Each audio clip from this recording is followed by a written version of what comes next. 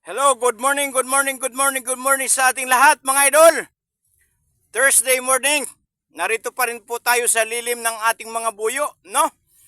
So, pasintabi po mga idol sa mga kumakain dyan, no? So, narito, nag-a-apply po tayo ng organic fertilizer mga idol. So, since hindi pa po tayo nakabili ng vermiworm mga idol, so, nagdurog po kami ng yung dumi ng karabaw mga idol.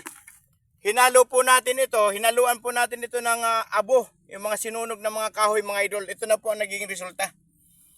So, ang sistema nito mga idol, hukayin po natin yung puno ng ating buyo hanggang makita po yung ugat, no?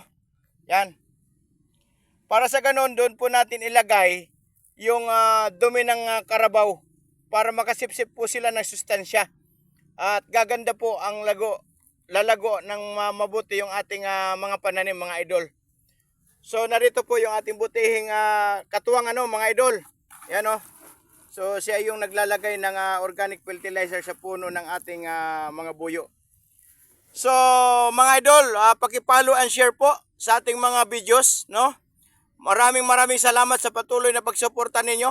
So sa YouTube channel natin, meron din po tayong YouTube channel, Randy Mecanicong Farmers po. Paki-like and subscribe, paki-follow po sa ating mga videos. Maraming salamat po sa inyong lahat. Mabuhay kayo. Thank you very much.